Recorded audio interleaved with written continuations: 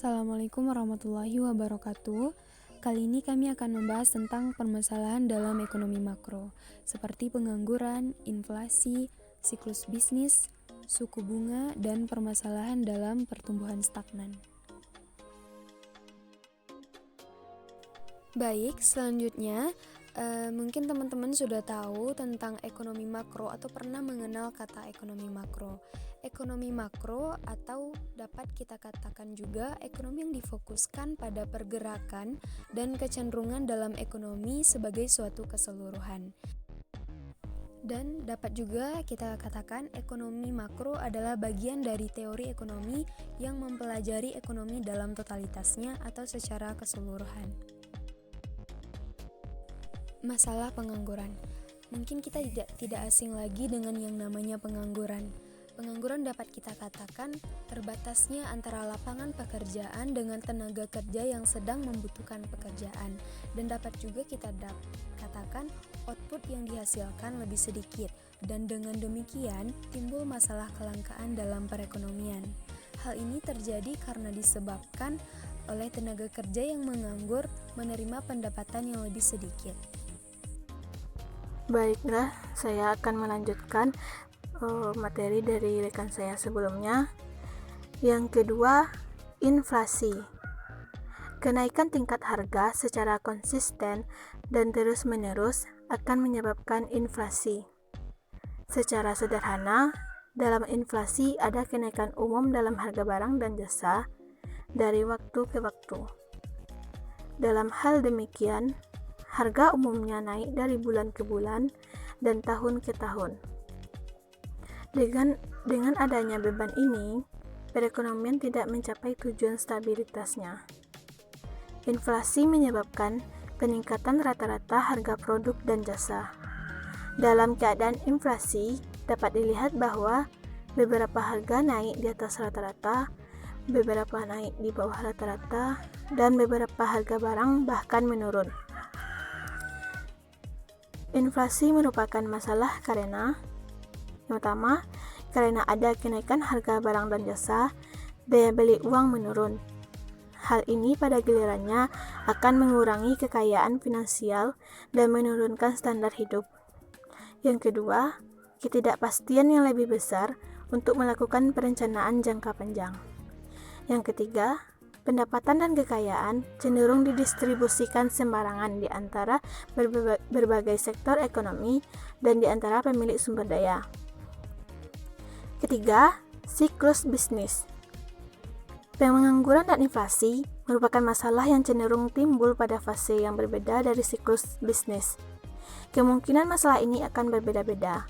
Pada saat tertentu, masalah pengangguran berkurang dan inflasi menjadi sesuatu yang lebih harus diperhatikan. Di lain waktu, masalah pengangguran lebih harus diperhatikan daripada masalah inflasi. Sekarang kita akan memahami bagaimana kedua masalah tersebut terhubung dengan dua fase utama dari siklus bisnis, yaitu yang pertama, tahap kontraksi. Dalam fase kontraksi dari siklus bisnis akan terjadi penurunan secara umum dalam kegiatan perekonomian.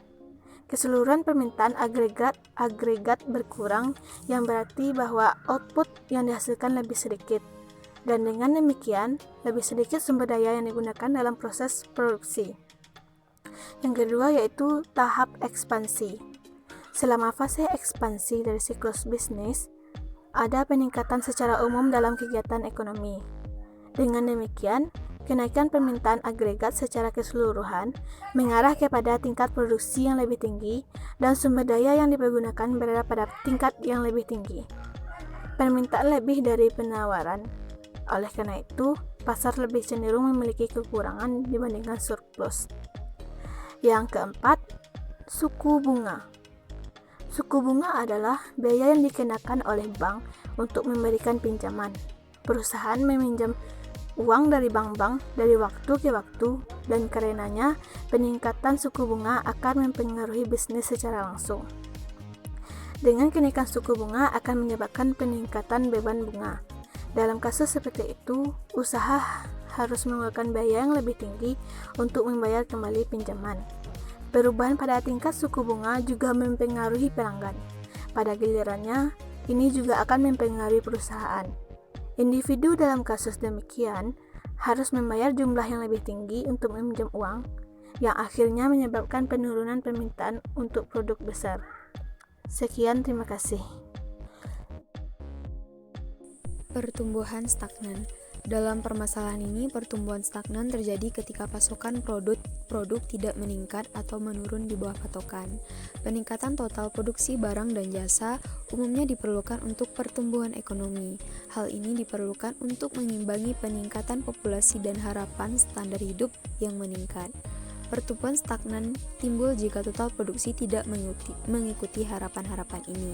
Oleh karena itu, tujuan ekonomi makro akan pertumbuhan ekonomi tidak tercapai. Alasan paling memungkinkan untuk pertumbuhan stagnan dapat dikaitkan dengan kuantitas dan kualitas sumber daya yang digunakan untuk diproduksi. Jadi, permasalahan dalam pertumbuhan stagnan ini dapat dipengaruhi oleh 4 faktor produksi yang dapat membatasi pertumbuhan produksi. Faktor-faktor tersebut seperti tenaga kerja, modal, tanah, dan kewirausahaan. Contohnya, jika orang yang malas memutuskan untuk berhenti dari pekerjaannya dan menghabiskan waktunya untuk sesuatu yang sia-sia. Dengan demikian, jumlah tenaga kerja didasarkan pada populasi keseluruhan dan bagian dari populasi yang bersedia dan mampu bekerja. Jadi, hal-hal di atas merupakan permasalahan yang terjadi pada ekonomi makro. Sekian penjelasan materi dari kami. Terima kasih atas perhatian dan mohon maaf bila ada kekurangan dan kesalahan. Assalamualaikum warahmatullahi wabarakatuh.